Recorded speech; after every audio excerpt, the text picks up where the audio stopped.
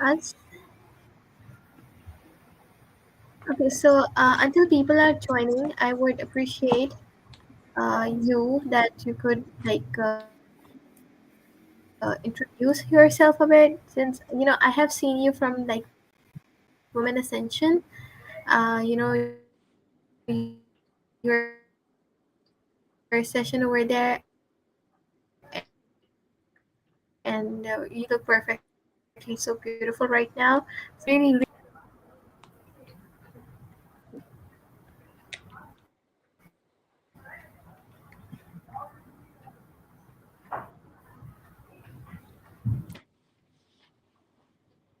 Can you hear me?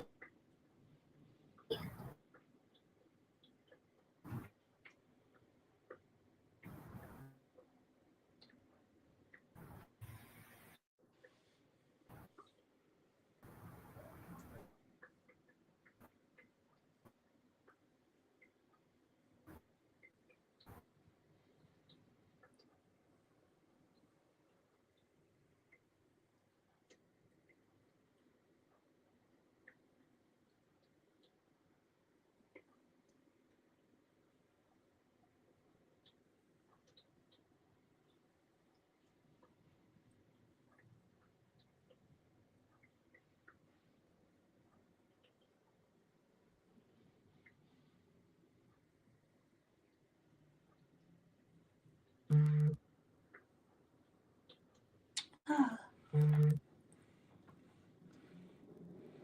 can you hear me? Can you hear me?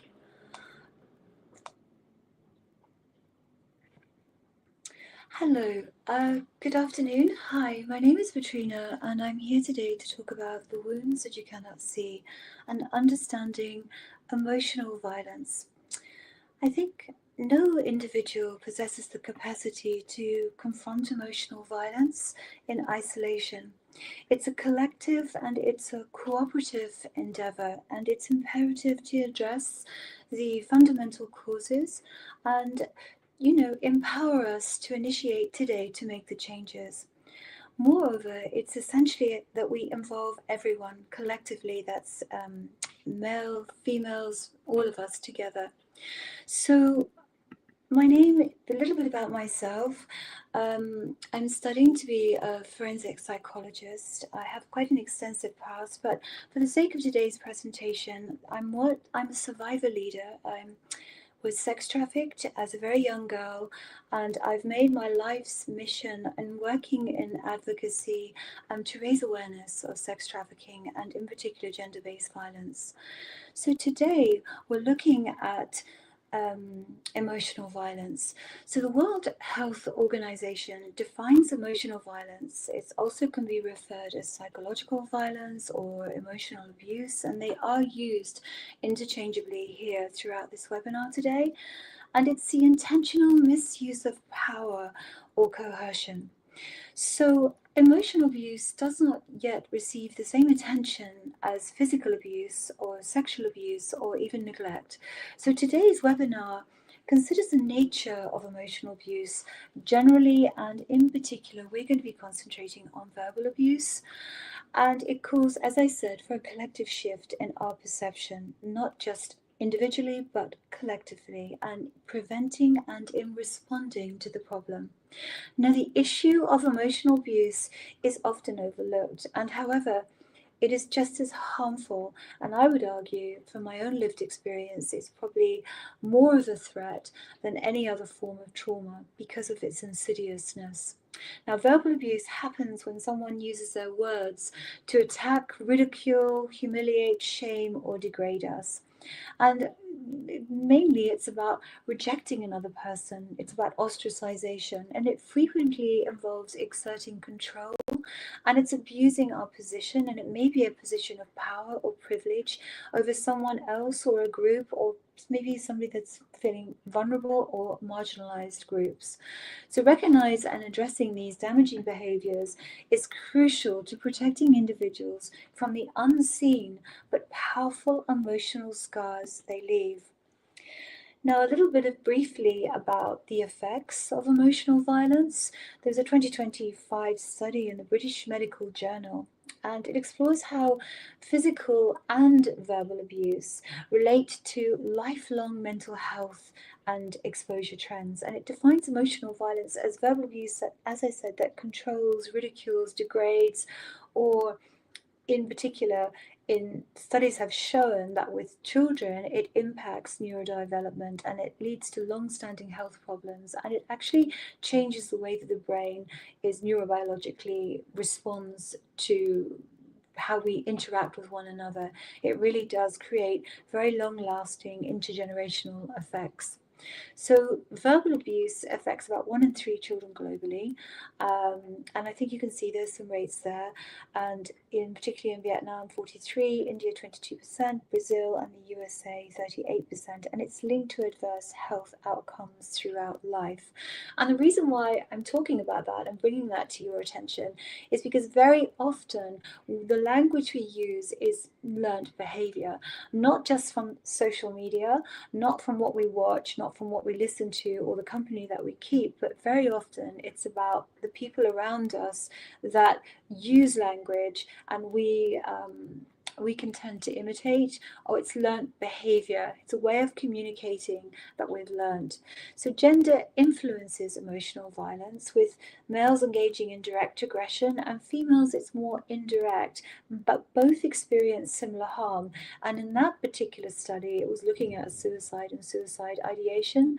And there's a strong correlation of women that experience high levels of emotional violence having suicidal thoughts. So it is really very urgent that we address it. So, examples of emotional violence or verbal violence. So, we probably know all of these, but these are insults and they're name calling, and they're using hurtful, personal, and derogatory names. So, we may be repeatedly putting somebody down. We may intentionally or may be unintentionally doing that. We may be shouting, we may be raising our voices, we may be deliberately, through raising our voices, trying to intimidate somebody and trying to silence them. And we can make threats. And whether we mean them or not, they can be physical, they can be sexual, they can be threats to hurt the victim's loved ones or threats to harm even ourselves. But they belittle and they mock, and they involve ridiculing someone due to their appearance, it may be their intellect or their disability. Now, there's a particular area of emotional violence that I'm particularly very interested in. It's very correlated to trauma bonds and sex trafficking. But for today's, what we're going to concentrate on is in the context of emotional violence. Now, the American Psychological Association in 2023 characterizes gaslighting as a manipulative tactic where an individual seeks to instill doubt in another person's perceptions, their experiences, or their understanding of events. It questions their reality and distorts the person's view of themselves and others. So it's surrounding denying, lying, or minimizing another person's feelings. Now, undermining a person's reality involves gaslighting. Now, where the perpetrator denies or distorts events, facts, and the victim's feelings. Now, this form of manipulation causes the victim to doubt their own memory and their own sanity. Now, research suggests that gaslighting represents a form of epistemic violence. It's defined as an assault on an individual's ability to trust their own knowledge and perceptions of reality. It makes you question yourself. And in contrast, the research indicates that gaslighting is a form of psychological abuse. Now, gaslighting is best understood by analysing the tactics used by perpetrators and their impact on victims. As said, it's a type of psychological abuse that involves actions like challenging a person's perceptions or reality, and it leads to a pervasive sense of doubt. Now, the literature, as of yet, and it's quite controversial, gaslighting. We don't actually have a conceptual model of gaslighting, but what we do know from the research is that it intersects with systemic forms of oppression, such as sexism and stereotypes related to gender, sexuality, race, and disability.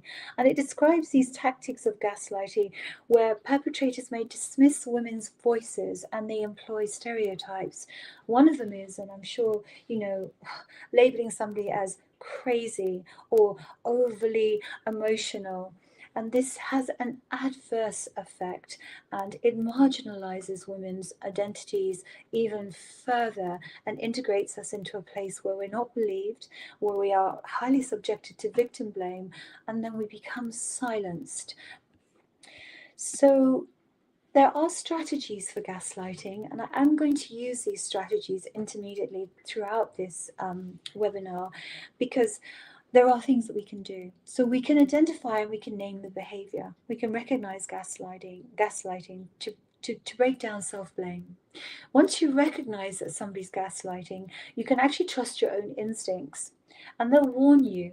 And so, for example, you'll know that this is actually what's happening, and that therefore you can reply in a way that sort of protects yourself and puts a boundary down that says, well, actually, no, that's not how I experienced that situation.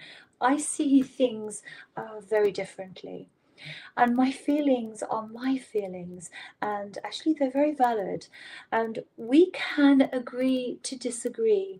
Now, setting boundaries clearly states that the behavior is not acceptable to you. And by practicing self care and engaging in activities that bring you joy and peace, and the use of affirmations to boost self esteem, you'll find that when you recognize a situation where somebody is trying to distort your viewpoint by questioning your reliability of how you're remembering factually whether something may have happened, or you're expressing how you feel, you'll actually be able to understand that language has the power to dismantle and to break down these stereotypes and to break down the feelings of being blamed. We can empower ourselves and we can use our language to support, and it really does break down this gaslighting dynamic. I always recommend that if you find yourself in anywhere that you're gaslit, or you find yourself struggling in a situation, that it's always useful to keep a record for evidence. And I think using factual responses and responding calmly, that's very important actually.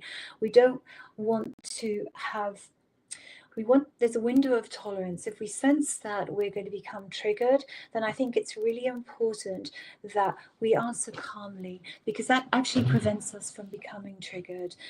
We present ourselves with facts to deflect emotional attacks. So that's actually very important, and I hope that makes sense. Now, research that, like physical abuse, verbal abuse is a harmful form of toxic stress that leaves lasting scars. Evidence shows that emotional abuse disrupts children's neurodevelopment. It leads to serious long term health and well being problems. It's the most preventable cause of mental health issues. I'm going to say that again. It is the most preventable cause of mental health issues, and it accounts for approximately 45% of the risk for childhood onset psychiatric disorders. So I think that's quite astounding when we look at that. Now, there is a particular psychological construct that I wanted to share with you, and this is something that is very important in the work that I do, and it is something called othering. So, othering defines and secures one's own identity by distancing and stigmatizing another. Its purpose is to reinforce notions of our own normality and to set up differences of others as a point of deviance. So, the person or group being othered experiences this as a process of marginalization, disempowerment, and social exclusion. And this effectively creates a separation between us and them. Now, emotional violence through verbal abuse is harmful because this behavior undermines, demeans, controls, or instills fear in the victim. And like I said, that fear instills silencing. It creates a deep, pervasive sense of lack of self worth. And the research shows that this type of abuse not only has it long lasting damage to victims' mental health and physical health, the studies indicate that the effects of emotional violence can be as severe or even more so than those of physical abuse. That's because we formulated a belief system about ourselves, and that belief system informs every decision that we make, and it infiltrates into our perception of ourselves, of others, and of the world.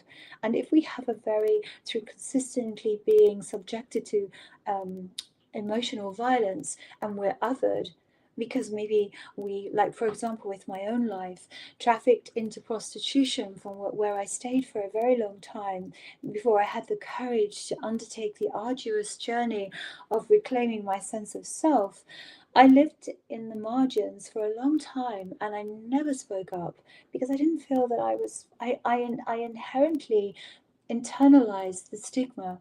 So othering is very, very important. Now, as I said, emotional abuse is pervasive, it's an insidious form of violence, and it leaves no visible scars. And the language is tends to be scapegoating. So we marginalize individuals and groups. So we position them as fundamentally different from societal norms. And actually, conclusively, it's been shown. It's unequivocal that we really do have to challenge societal norms, because they're recognizing us versus them mentality, and it's essential to foster understanding and change the context of emotional violence or othering. So there's an inherent belief within society, within societal norms, or the preconceived notions that we have of outdated stereotypes, that a person somehow deservedly deserves to be spoken to like that. Now, dehumanization, we become desensitized to other people's suffering. This occurs because we unintentionally, just as I said, we marginalize individuals or groups by perceiving them almost as if they're not human.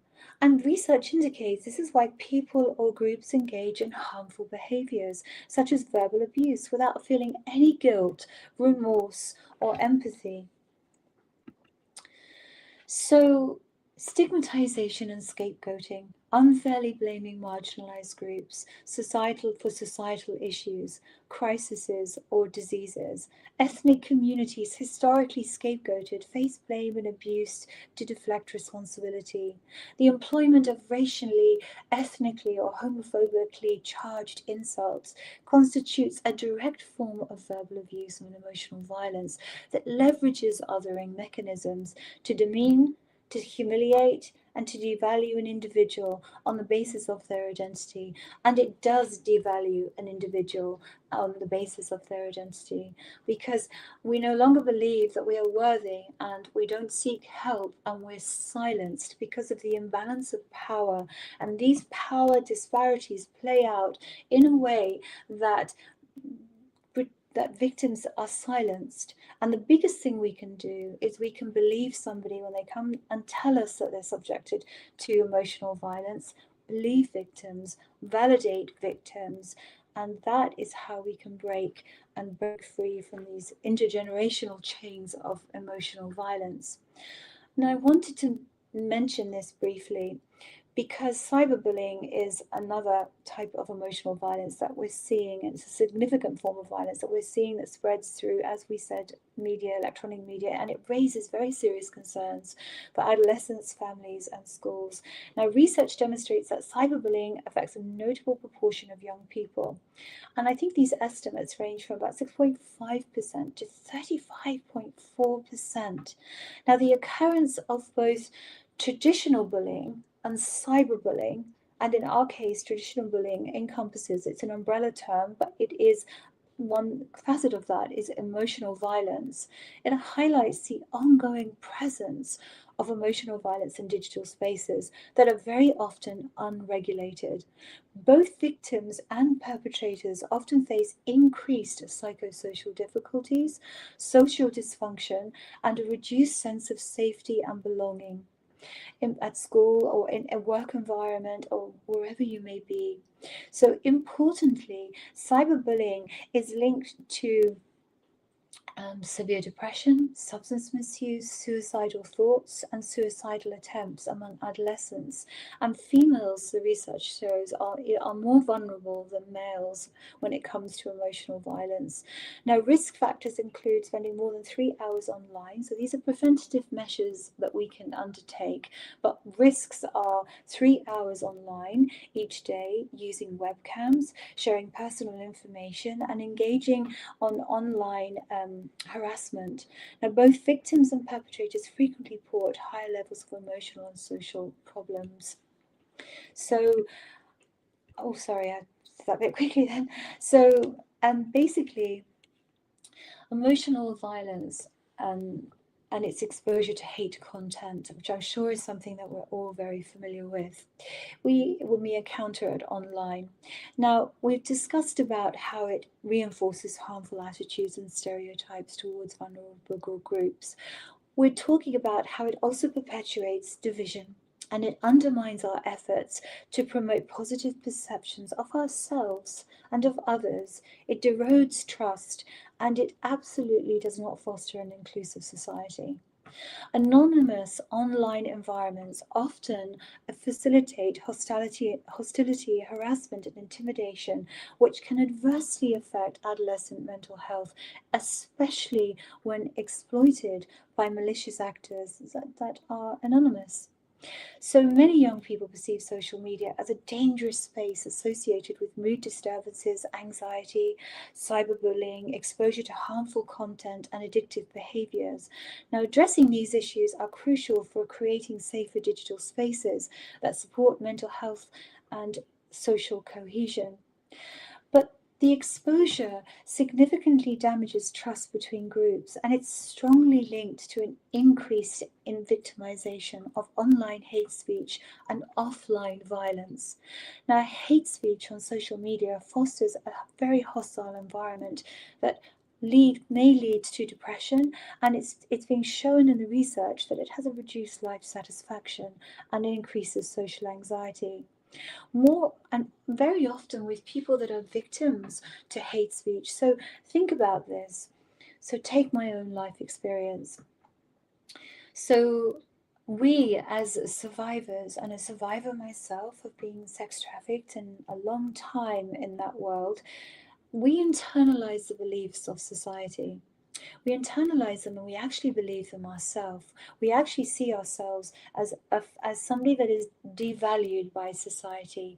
We're cast aside, we are dehumanized, and people are desensitized to our suffering because there is no understanding of the context of our lives, or maybe the very socially disadvantaged position that we may have in our lives. And therefore, we judge the person and we say that it's their choice. And because of online hate, we formulate an opinion of that group of marginalized people, and therefore the way they get treated infiltrates into every domain of life. It infiltrates into our institutions, it infiltrates into our schools, in our home lives. You may befriend somebody and your parents won't approve. You may go for a job interview and you won't be accepted. The list goes on, it's endless. And this leads to a tremendously low level of life satisfaction and social anxiety, and it actually keeps people stuck in very abusive situations and breaking free. And moreover, when prejudice is normalized through biased comments and hate speech, it cultivates an environment in which individuals become so desensitized and dehumanized to others that they just accept this harmful rhetoric. And this desensitization helps why such content, such as emotional violence, are accepted accepted and normalized and perceived as less serious than physical violence. And it poses a huge challenge for policy and for all kind of efforts that we undertake. This has to be given urgent precedence. We all can choose to educate ourselves and to see things and perceive things differently, and we can always stop and think about how we position another person. Again, I won't talk about all of these. Please tell me if I'm going on for too much time, but there are preventative strategies that I recommend for promoting a culture of respect.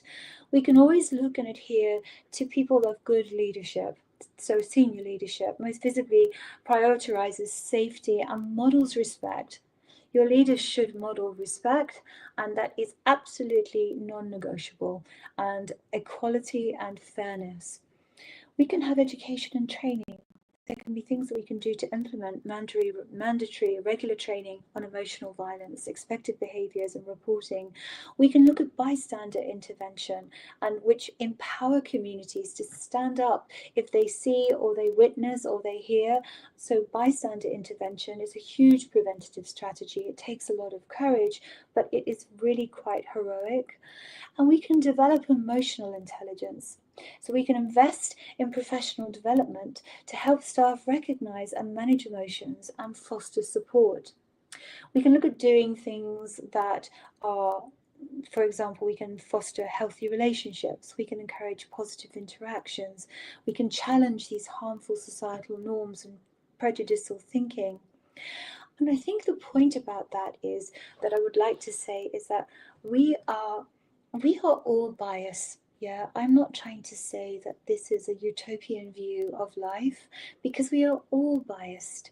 And but what we can do is it's having a reflexive practice of understanding our biases and recognizing them, and maybe understanding how they might mitigate against of them having a negative impact in our professional judgment. So it's not the fact whether we have them in your friendship groups or what your work life, it's actually recognizing them. And this is where we dismantle power imbalances, especially amongst people where these power disparities exist, maybe within a staff, student, or wherever you may find yourself in employment, or whatever sector you might find yourself working in. So we need to educate about emotional violence, and we need to support and we need to reduce stigma. We need policies. We need to establish policies on harassment, emotional abuse, and domestic violence with clear consequences, which are separate from safeguarding. Please know your workplace's policies on emotional violence and safeguarding. We need to have accessible reporting. So we need to have anonymous options to ensure trust and remove barriers. We need transparent procedures where we can have clear communication, and we know that our complaints are going to be investigated, and there will be an outcome that maybe is documented and clearly communicated. We need to be, which is a very important part of the work that I do, trauma informed. So we need to adopt trauma informed practices. We need specialist contracts where we assign trained liaison officers for reporting and supporting. And that's actually a very important point. We need very we need qualified people to be able to deliver this kind of training. And survivors are excellent at that because we have the lived experience. And if we are educated in that particular field, we can really help people. So, the invisible scars of emotional violence highlight that although physical signs may be absent, the psychological and emotional wounds leave a lasting imprint on the human mind. Emotional abuse goes beyond physical harm. It targets our hearts and minds. The resulting psychological scars, often unseen by others, can endure for a lifetime. These hidden injuries are arguably more dangerous as they embed themselves deeply within the person's psyche, and they hinder recovery. The ongoing impact of emotional abuse and emotional violence makes healing difficult, as these traumatic imprints become firmly fixed in memory. We must shed light on the complexities of healing these covert wounds and highlight the severe damage caused by disparaging words, urging recognition and interventions for their unseen psychological scars. And Henry Wadsworth Longfellow, which is a great quote that I love, he said that all individuals carry secret sorrows which the world knows not, emphasizing that trauma is a profoundly personal experience that requires recognition for healing to begin. Now, before we leave this topic, I wanted just to explain what trauma, a little bit about trauma, very, very briefly. But I wanted to explain it from two perspectives. So, trauma is defined by the Diagnostic and Statistical Manual of Mental Disorders, the fifth edition. It talks about the exposure to actual or potential situations such as death, severe injury, or sexual violation. Or this exposure can occur through directly experiencing traumatic events, witnessing them firsthand, or learning about trauma experienced by family or friends, or repeatedly being exposed to distressing details of traumatic events. Now, trauma is not what happens to you, okay? It's what happens inside you as a result of what happened to you. And this is by Gabor Mate. He says it's not the event itself, but the wound it leaves inside, the disconnection from self and others that results from overwhelming stress or emotional pain. So, oh, I think I said that. So, sorry. What we can do with what I tend to do with the work that I do, is that there is something called SAMHSA, and it's the Substance Abuse and Mental Health Services Administration. It's a concept of trauma and the guidance for a trauma-informed approach. And it has four assumptions, and they're known as the four R's, and it is a lot of the work that I involve as a survivor leader and raising awareness. A lot of what I do is premised on looking at trauma and how we can be more trauma informed. But I wanted to give this to you today because I wanted you just to sow that little bit of seed of that awareness, to understand that it's trauma releases. So a trauma informed approach recognizes the widespread impact of trauma in the cases of emotional violence and explores ways of recovery. We recognize the signs and symptoms of trauma in individuals. We respond by incorporating trauma informed principles into professional practice through policies, procedures, and practices that promote trust, dignity, respect, and hope. And this approach aims to address power imbalances and gather very reliable information. And it resists re traumatization, re victimization of survivors, as well as secondary vicarious trauma experienced by first responders or interviewers or health professionals, or just in our friendship groups in our everyday walk with life. Vicarious trauma is experienced when we consistently witness and are a bystander to somebody emotionally being speaking aggressively or violently to another person, and we hear and we don't say anything, and inwardly it causes a lot of harm because it's a terrible thing to witness, and we stay silent, and we're, as a bystander, we can very often, the research shows that we become complicit because the perpetrator that is speaking violently is asserting a place of control and intimidation, and very often the person that is receiving it is often very vulnerable. So, the worst sin towards our fellow creatures is not to hate them, but to be indifferent to them. And that's the essence of inhumanity. So, I would like to leave you with that. And I would like to leave you with a call to humanity, and to say that it's within your generation, it can be your legacy, that the way emotional violence is situated today, that you can be the change that we all need to see. It can actually stop with you just by having the awareness to stop and to think before you speak. to act with kindness, respect, and dignity, to see the other person as a sentient being, to know ultimately that we are here to forge strong bonds of cohesion and to help, and also to always take into consideration the context of another person's life. We may have no idea what somebody else may be experiencing or the invisible scars that they hold that are in their hearts. Please don't harden yours, soften them, and let's together work at being humane. Thank you very much. Thank you so much, Petrina. It was so nicely explained. I hope you can hear me. Yes, I can. I can. Thank you very I It's can. great. Okay, so would you mind taking a few questions? Like one or two might be. Yes, of course. I just have to write them down. That okay? Yep. Let's go. Sure. I'll ask Afifa to read it out to you. Yes. So the first question is that sometimes we meet people who hurt others because they themselves are hurt. So how do emotional wounds influence behavior and how can we deal with such people with empathy? So when we meet people who hurt, we meet people that hurt others. So you're sort of saying, how can we deal with somebody that is being emotionally aggressive towards us? Is that the question? Yes, this is the question. Okay, so well, thank you very much for the question. I would say that your actions should focus on protecting yourself.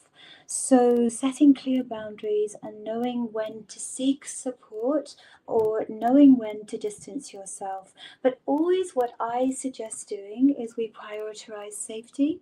So, if you feel physically threatened or in danger, remove yourself from the situation and immediately contact people for help.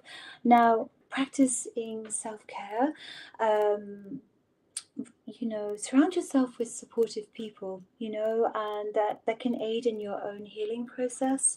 Um, the part of what this talk is today is what I would like to take away from you is that. We could talk about it's such a huge topic. There are so many areas that we could branch off with this, and we could discuss just one. And but it's about how it's not about avoiding it. It's about how you can talk about your experiences with someone you trust. And if you find somebody that you don't trust, then I would suggest that you enforce boundaries and stay calm and avoid reacting emotionally. This can escalate the situation. Remain composed and retain your, and also minimize the interaction. So, contact with the person. So, assess the situation because it's very difficult in that context. We're not saying to be except that you cannot change people as well. Sometimes you can only control your own actions and reactions, and trying to change the other person very often leads to disappointment. Does that make sense? Has that answered your question? Yes, you have answered my question. And the next question we have is in a fast paced world, emotional burnout is common. And how can young people create a balance between their responsibilities and emotional well being? So, right, just let me write that down. So, how can young people avoid burnout? That's a really good question. So I would say, well, there's lots of different ways to look at that, and maybe we need to take a look at that without knowing the context. But excessive stress from overscheduling, academic pressures, social media comparisons, and I think key, and this is really imperative actually, and it's kind of like answering your question, but it's not, but it's actually what's going to protect you, and it's something key. It's key prevention strategies. Prioritize sleep, nutrition, and The way to avoid burnout is by high levels of self care. And if you find yourself avoiding things that we talked about by reducing social media pressure, limit the time on social media. But if you find yourself becoming emotionally exhausted, and there are very clear indicators of emotional exhaustion, you'll find that you may be very tired when you wake up in the morning. You may find that you don't have the same motivation. You may find that you are taking longer to do everything. You may find yourself scrolling, just numbing, scrolling, what they call freeze. Um, I think we need to talk to people that you can trust about your stressors. Don't be afraid to ask for help from trusted friends or family or whoever's in your work environment, and just really take really good care of yourself. But emotional burnout is something that's really interesting. It very happens with people that have very high levels of empathy, and this is why, again, it's about setting very clear boundaries. Boundaries aren't there to harm another person, boundaries are there actually to safeguard another person. How we help people who are emotionally very challenged is by not taking the stance of what we've talked about today, about being dehumanized to their suffering as a defense mechanism, as a means of protecting ourselves, and therefore we become complicit, and that runs the risk of silencing. We actually do it by actively listening, by asking how we can help, by opening up open-ended questions, and by looking at ways that we can engage a support network around us. So um, but without understanding the context any more than that, I don't think I think it's primarily on preventing strategies and learning, how to hold a safe space. You can also orientate a person back to a very safe space. There's a lot of grounding techniques that you can use, very simple techniques that you can use for yourself and that you can use for the person that may be becoming very dysregulated. But if you don't become dysregulated, you remain calm and you're not personalizing it, and you're opening up questions where you're listening, then you're going to be actively be able to hear, and there doesn't stand the risk of yourself becoming triggered or perhaps taking something very personally. And so that, and there's a whole talk on that I do that is all about helping emotional burnout. Does that answer your question? Yes, thank you so much for your answer. And that answered my question as well. So, we should wrap up the session. And I truly wish that we could continue the session, but due to the time constraints, we will have to conclude here. And we hope to connect you with the LinkedIn as well. And your insights were very thoughtful, relevant, and extremely valuable. So I'm confident that this session will leave a meaningful impact on our listeners as well and help them reflect more deeply in the emotional wounds we often overlook as well. So thank you so much for your time, and the audience found this session highly engaging, and we sincerely appreciate your presence today. Thank you very much for having me. I'm honored. Thank you. A heartfelt thank you. Thank you so much. Thank you so much. Thank you. Thank you so much.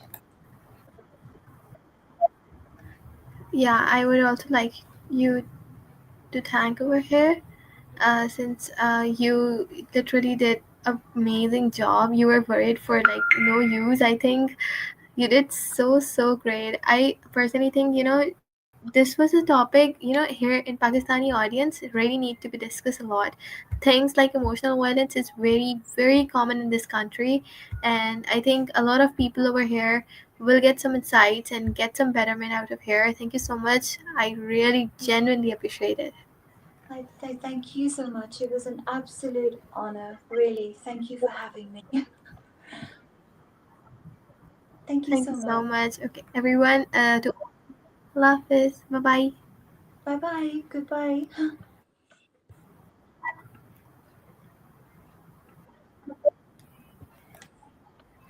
Attendees over here, kindly fill out the attendance form, and we will see you guys in the next day of the conference.